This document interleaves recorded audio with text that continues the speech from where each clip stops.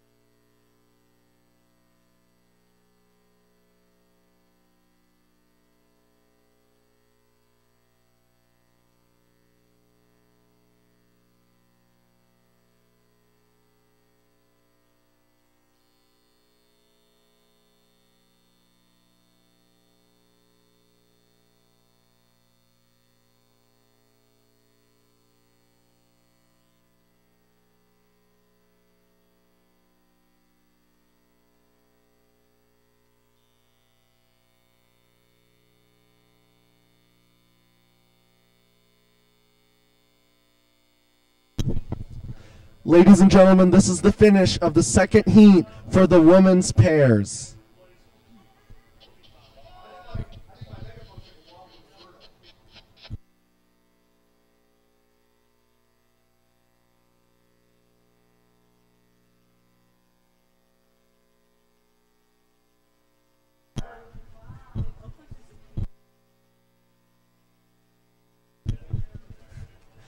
Unofficially to the grand final, that's Newport Aquatic Center in the Oakland Strokes. Next race is the third heat for the women's pairs, event 22C.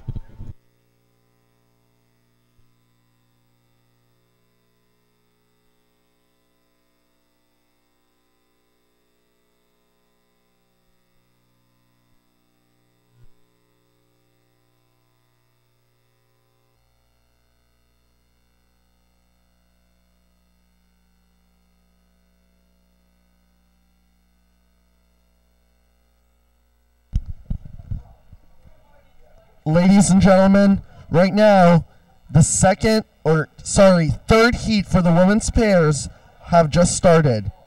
Lane assignments as follows. Lane 1, River City. Lane 2, Marin A. Lane 3, Zlack Rowing. Lane 4, Cathedral Catholic. Lane 5, Berkeley High School. And Lane 6, Oakland Strokes B. Again, the third heat for the women's pairs, with the top 2 going on to the grand final. They are now underway down the race course. We turn it over to the water for the race call.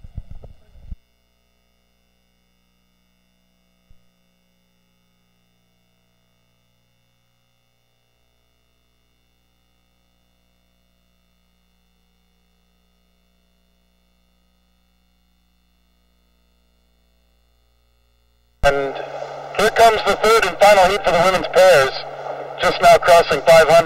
Early leader, the A boat from Marin A, then lane 1, River City in that second qualifying position.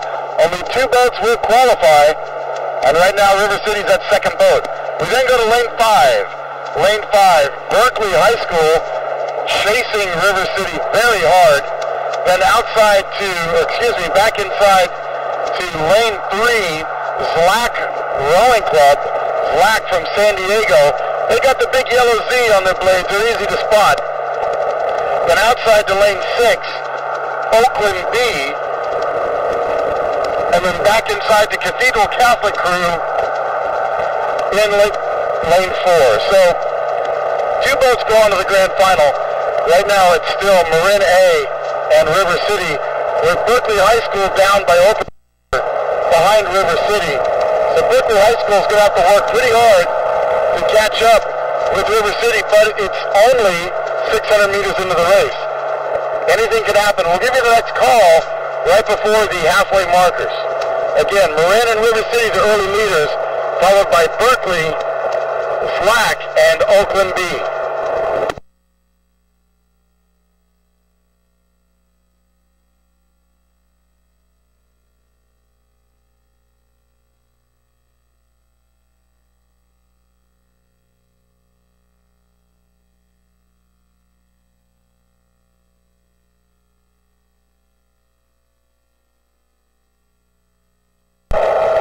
It is getting more interesting here in heat number 3 of the women's pair.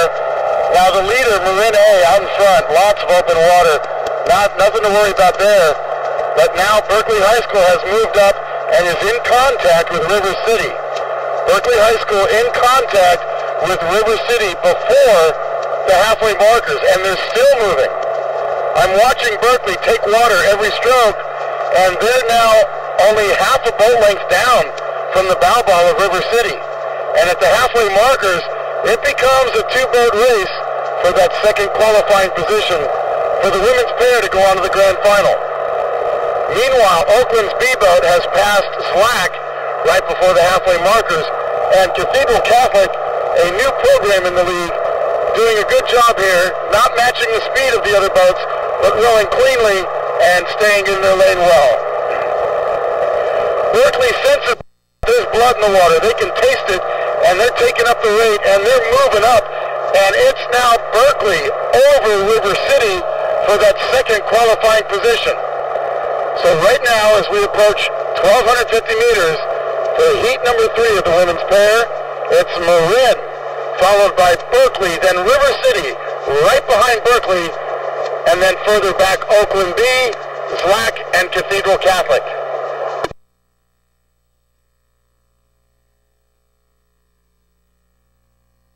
Berkeley really pouring it on now, just slicing through the chop out here. It's really a rare day to see this kind of water on Lake Natoma, but even if it's blowing, the crews are still rowing, and Berkeley's doing a great job now bow to stern over River City. Berkeley taking away that second qualifying spot from River City. Still a lot of racing to go here, though. River City could do something, so we'll keep an eye on them as we approach 1,500.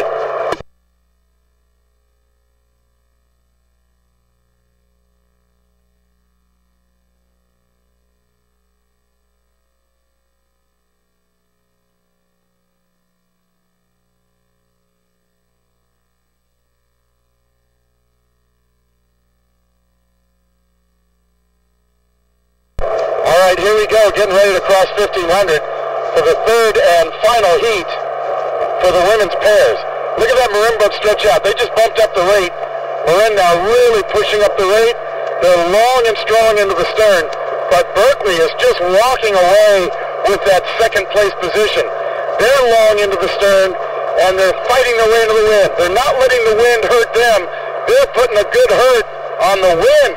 And Berkeley now open water over River City for that second qualifying position.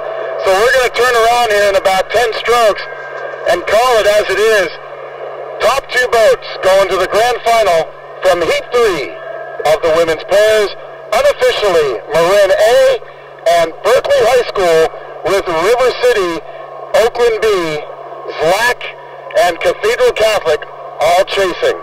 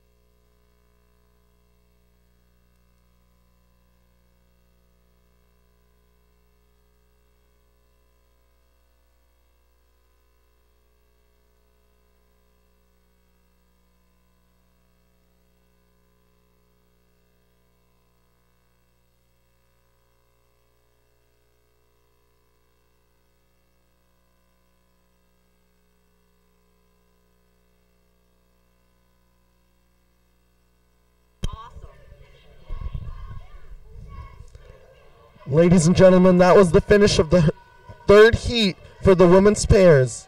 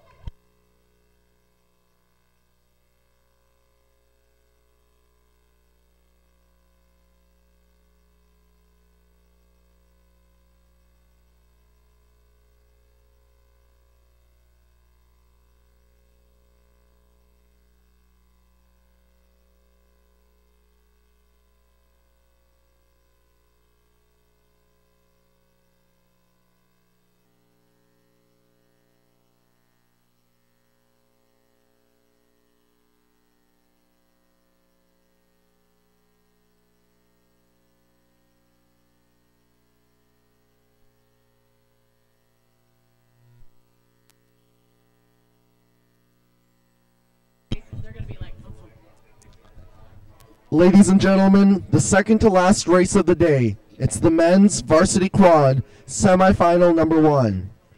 7 boats in this race. Lane 1, Stanford A. Lane 2, Berkeley A. Lane 3, California Yacht Club. Lane 4, Newport Aquatic Center. Lane 5, Artemis Rowing A. Lane 6, River City. And Lane 7, Stanford C. This is the first semifinal for the men's varsity quad. They are now past 500 meters into the race. We turn it over to the water for the race call.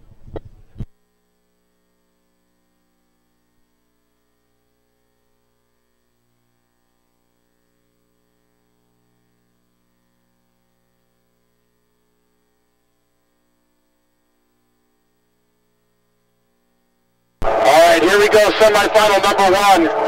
The last 2 races of the day. It's been a long day, but here we go. Last 2 races of the day. Semifinal number 1 of the men's varsity quads. Top 3 go on to the grand final tomorrow. First across the halfway markers, it will be Stanford A with an open water advantage over second place Berkeley. Berkeley, a few seats over in third place, California Yacht Club. Now these three boats all have an open water advantage over the next closest boat, which will be a fourth place Newport Aquatic Center, followed by Artemis A, then Stanford C in lane 7, followed by River City. So three boats going to the grand final, and that third boat right now is lane 3 Cal Yacht Club, with at least 3 boat lengths of open water between themselves and Newport. Stanford C charging hard on the outside, trying to move up with Artemis on Newport, but neither of them are in a qualifying position. Stanford A is rowing a nice low rate. They are understroking both Berkeley and Cal Yacht Club.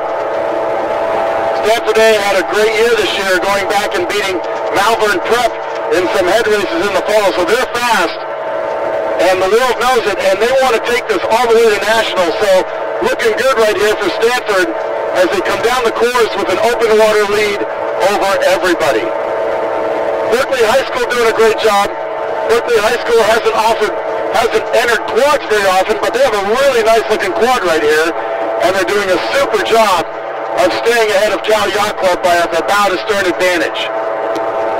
Cal Yacht Club, a small program, doing a great job in third place, which means they'll go on to the grand final as they hold off the bigger team, Newport Aquatic Center, as well as Artemis, a second boat from Stanford, and finally River City.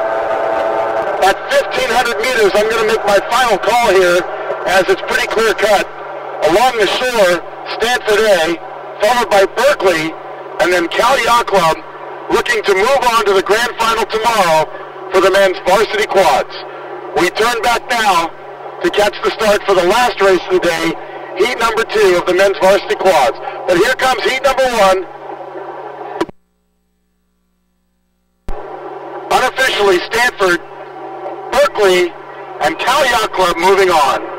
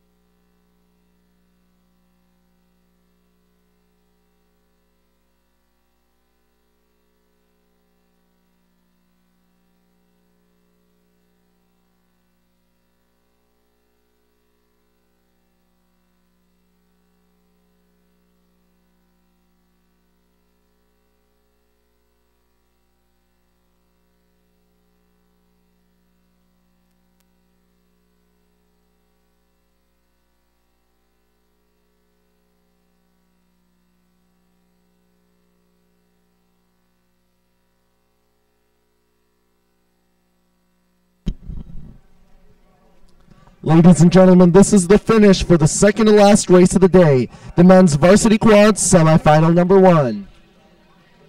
Unofficially to the grand final for tomorrow, that is Stanford, followed by Berkeley High School.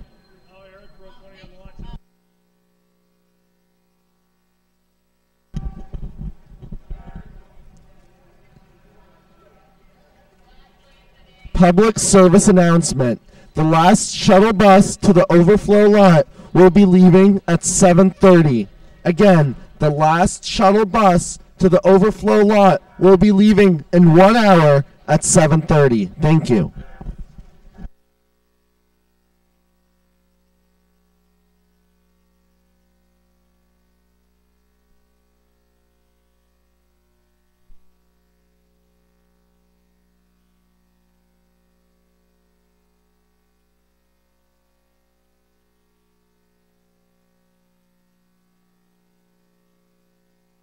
Ladies and gentlemen, our last race of the day is now underway here at the 2014 U.S. Rowing Southwest Junior District Championships.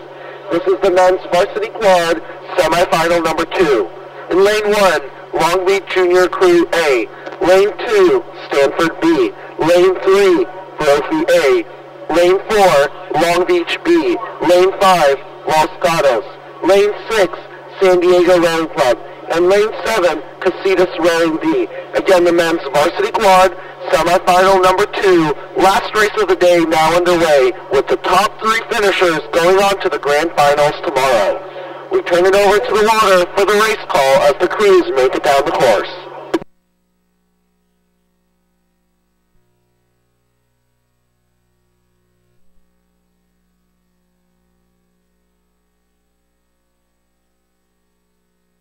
Well, ladies and gentlemen, we have had a long day of racing here at the 2014 U.S. Rowing Southwest District Championships for Juniors. And we're going to end it here with the men's quad heat number 2. Just like the last heat, we're looking at 3 boats way out in front, separating themselves from the rest of the pack. Those 3 boats are in lanes 1, 2, 3. Long Beach the leader, followed by Stanford B, and then Brophy A.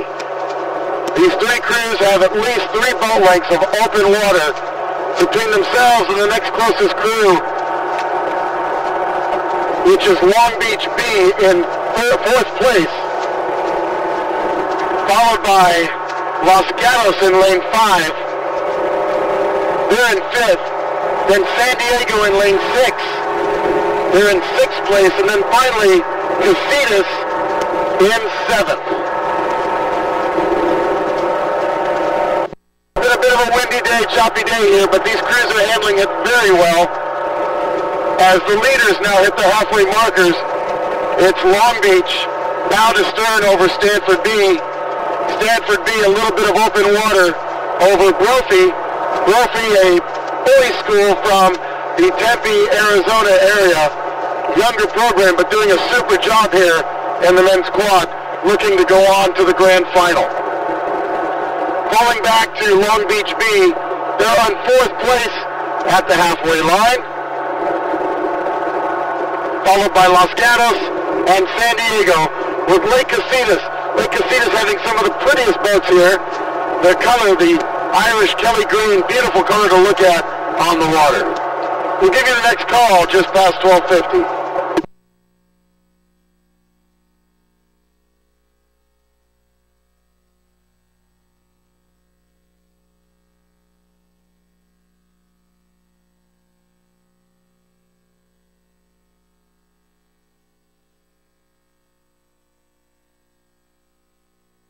Well, now we're getting some more separation up front.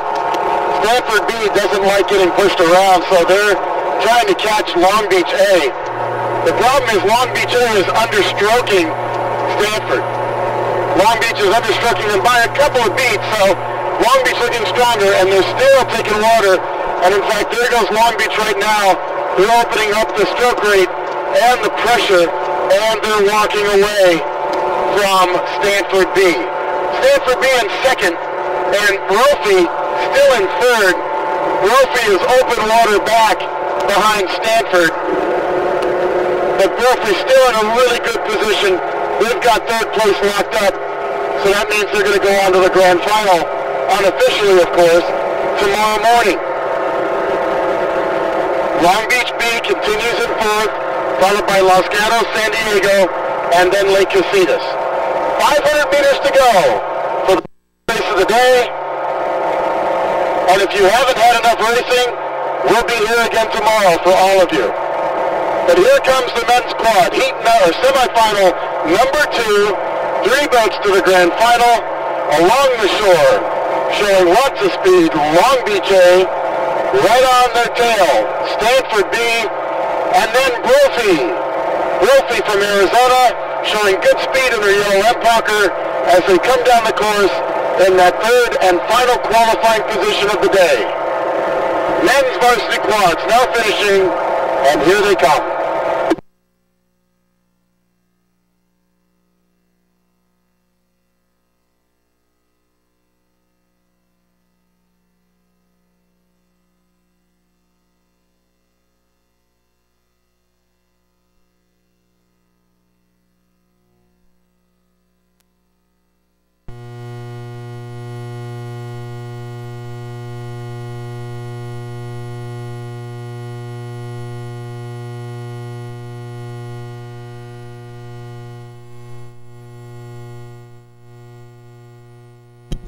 Ladies and gentlemen, this is the finish of the last race of the day. This is the men's varsity quad semifinal number 2. Unofficially to the grand final, that is Long Beach Junior Crew A out of lane 1, Stanford B out of lane 2,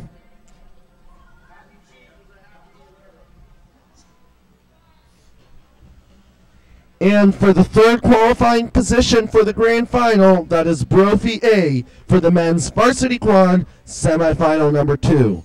We'd like to thank everyone for coming out to the first day of racing at the 2014 U.S. Rowing Southwest Junior District Championships. Thank you so much. Have a good day.